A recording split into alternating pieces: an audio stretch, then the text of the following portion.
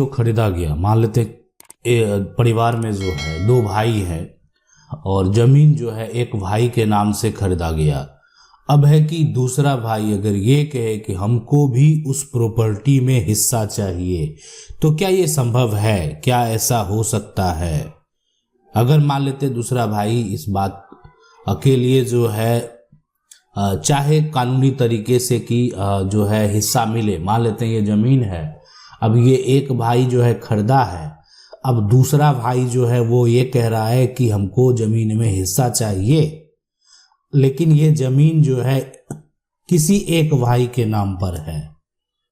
क्या कानूनी तरीके से इसको हासिल किया जा सकता है? देखें, जब परिवार में क्या होता है, बंटवारा नहीं होता है, ज्वाइंट इनकम से अगर प्रॉपर्टी को खरीदा जाता है, तो उस केस में अगर ये साबित हो कि परिवार में किसी भी प्रकार का संपत्ति को अलग नहीं किया गया है, उस केस में कानूनी तरीके से दावा किया जा सकता है।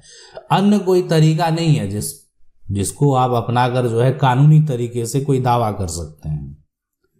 लेकिन अगर मान लेते हैं कि जो केवाला है, ठीक है, एक भाई अपनी जो है कमाई से खरीदा और उसके पास जो है प्रूफ है, वो नौकरी करता है, वो मान लेते हैं बिजनेस करता है और अपना जो कमाई हुआ उससे वो अपने नाम पर खरीदा है, और वो ये बात साबित कर सकता है कि वो पैसा कैसे दिया, है ना, क्या प्रोसेस से दिया, या उसका आय का जो है वो सोर्स क्या है, तो उस केस में दूसरा भाई जो है वो दावा नहीं कर सकता है। दावा तभी कर सकता है जब ज्वाइंट, जो परिवार का ज्वाइंट इनकम है ना, उस पैसे से अगर कोई एक भाई जो है अपने नाम पर संपत्ति खरीदता है, तो उस केस में दावा किया जा सकता है, अन्यथा जो है दावा नहीं किया जा सकता है। सवाल है कि सर बाबा के नाम से केवाला है, बाबा मेरे 2 भाई थे, छोटे भाई का देहांत हो गया, तो क्या छोटे भाई को हिस्सा मिलेगा? छोटे भाई के मरने के बाद जमीन खरीदी थी, तो क्या छोटे भाई को हिस्सा मिलेगा? ठीक है, तो देखें यहाँ पर जो है छोटे भाई को के मरने के बाद अगर जमीन खरीदा गया है, तो छोटे भाई को हिस्सा कैसे मिलेगा? छोटे भाई तो अब है ही नहीं, अब उनकी मृत्यु के बाद जो है आपके जो है भाई जो है वो संपत्ति खरीदे हैं, बाबा जो है वो संपत्ति खरीदे हैं, तो उस केस में जो है हिस्सा नहीं मिलेगा। अब हाँ, लेकिन अगर कोई ज्वाइंट प्रॉपर्टी को बेचकर, ये बात रखें कि मान लेते जो छोटे आपके बाबा हैं उसके जो वंशज हैं, उत्तराधिकारी हैं, अगर ये साबित करे कि आप ज्वाइंट प्रॉपर्टी को बेचकर आपके बाबा संपत्ति खरीदे हैं, है ना, या कोई जो है ज्वाइंट अगर इनकम है तो उसको प्राप्त करके अगर संपत्ति खरीदा गया है, उसका उपयोग करके अगर संपत्ति खरीदा गया है, और ये दावा अगर साबित होता है, तो उस केस में शेयर हिस्सा जो है वो देना होगा। सवाल है कि मैंने 2 महीना पहले जो है यानी जमीन जो है वो परचेज किया है, लेकिन जमीन का म्यूटेशन नहीं हुआ है, तो क्या टाइटल सूट जो है कर सकते हैं? है ना, देखें 2 महीना पहले अपने जमीन को जो है वो खरीद लिया, जमीन का म्यूटेशन आपको जो है वो करा लेना चाहिए। अगर आपको दस्तावेज जो है वो प्राप्त हो चुका है, तो जमीन का म्यूटेशन जो है वो आपको करा लेना चाहिए। ठीक है, अब है यहाँ पर सवाल की जो जमीन है, पहला प्रयास तो यही करना ही चाहिए कि जमीन जब खरीदें जमीन का म्यूटेशन हो जाए। अब जमीन का पोजीशन अगर प्राप्त नहीं हो रहा है, जमीन पर आपको कब्जा प्राप्त नहीं हो रहा है, तो उसके लिए बहुत सारे उपाय हैं। आपको म्यूटेशन कराने के लिए ऐसा नहीं कि सिर्फ आप अंचल से रिजेक्ट हो जाते हैं तो आपके पास ऑप्शन नहीं बचता है, आप अनुमंडल में जो भी उसकी शिकायत कर सकते हैं, है ना, आप जिला का जो एक तरह से राजस्व कार्यालय है वहां पर भी आवेदन करके उसकी शिकायत कर सकते हैं। और ये शिकायत आप किस पे दावा करेंगे? आप करेंगे विक्रेता के ऊपर दावा, जो आपको जमीन बेचा है आप उस पे दावा करेंगे, इसलिए कि वो आपको जमीन बेचा है। आप उसको नोटिस करेंगे, पूछेंगे आखिर आपका म्यूटेशन में रुकावट होने का कारण क्या है, आप सपोर्ट क्यों नहीं कर रहे हैं। तो ये सब जो है अधिकारी जो बैठते हैं उनका जो कोर्ट होता है, ये सारा मामला का हल यहाँ से निकल सकता है। नहीं तो फिर न्यायालय सिविल कोर्ट तो है ही, जहां पर जो अगर आपको न्याय तो मिलना ही है। सवाल है कि मेरे पिता ने 13 साल पहले जमीन की रजिस्ट्री किया था, जमीन मेरे पास ही है, क्या मैं वापस ले सकता हूं? देखिए, अगर आपके पिता के द्वारा संपत्ति का रजिस्ट्री एक बार कर दिया गया है तो आपका और आपके पिता का उस पे मालिकाना हक जो है वो कानूनी रूप से खत्म हो चुका है।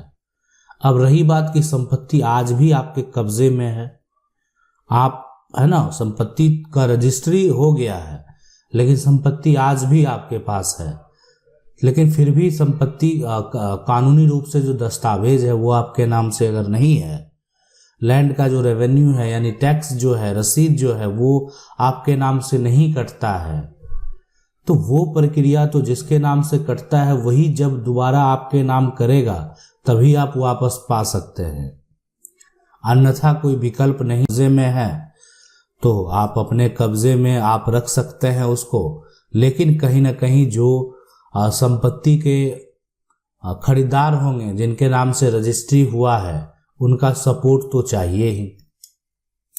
सवाल है कि सर मेरे परदादा और उसके भाई के नाम से 2 प्लॉट 10 डिसमिल और 30 डिसमिल का प्लॉट खतियान में दर्ज था। दोनों खेत का प्लॉट रास्ता पर एक ही साइड है और जो है रेक्टेंगुलर आकार का है। दोनों जमीन के प्लॉट में 25% हिस्सा मेरी दादी का बनता था, लेकिन मौखिक बंटवारा के कारण मेरे दादी के हिस्से में 10 डिसमिल वाला प्लॉट मिला था और 40 से भी अधिक साल से उनके कब्जे में था। खेती बाड़ी करते आ रही थी, लेकिन मेरी दादी मुझे 10 डिसमिल वाला प्लॉट मुझे रजिस्ट्री करके 2016 में बेच दी। उसका मोटेशन और 1 साल 2016 का मालगुजारी रसीद मेरे नाम से निकल गया है, शुद्धि पत्र भी मिल गया है। उसके बाद दूसरे वो जमीन के 75 हिस्सेदार दोनों प्लॉट 75 में जो है करके मेरे खरीदने के बाद बेच दिया, लेकिन खरीदार ने जब मेरा पेपर जो है देखा कि 10 डिसमिल इसकी दादी ने इसे कर दी है और मोटेशन और रसीद निर्गत, तब उसने जो है 30 डिसमिल वाला प्लॉट घेरावा करके कब्जे में ले लिया है और मौखिक रूप से बोला कि हम इधर ले लेते हैं। आपका ठीक है, लेकिन जब 2018 में उसने मेरे जमीन के प्लॉट में से इतना डिसमिल ऑनलाइन मोटेशन करके ऑनलाइन रसीद निकाल लिया और 10 में से जो है 7.5 डिसमिल ऑनलाइन रजिस्टर 2 में चढ़ा दिया। 10 डिसमिल जमीन मेरे कब्जे में है, इसके बावजूद सीओ मेरे जमीन नहीं चढ़ा रहा। देखें, अभी आपके पास विकल्प क्या है। पहला काम आप क्या करें कि जिला के जो एडीएम है ना, या जिला कलेक्टर है, उनके पास आप मोटेशन को जो वो करवा चुके हैं, सीओ के द्वारा जो गलत किया गया है उसको रद्द करवाने के लिए, मतलब ये चीज तो है कि पहले एक मोटेशन कायम है, उस मोटेशन को आपको रिजेक्ट करना होगा। उसको रिजेक्ट करके तभी आप जो है मोटेशन कायम किसी दूसरे अन्य का कर सकते हैं। तो आप उनके कार्यालय में आप आवेदन करेंगे, ठीक है, उनको नोटिस जाएगा। अब सीधी सी बात है कि अगर अभी जो 10 डिसमिल है, अब वो जो है जो दादी के द्वारा अगर आप खरीदे हुए हैं वो संपत्ति को, कहीं ना कहीं अगर बात करें तो काफी समय बीत चुका है, 3 साल से अधिक समय भी बीत चुका है। उस वक्त जो है किसी प्रकार का किसी को कोई ऑब्जेक्शन नहीं मिला।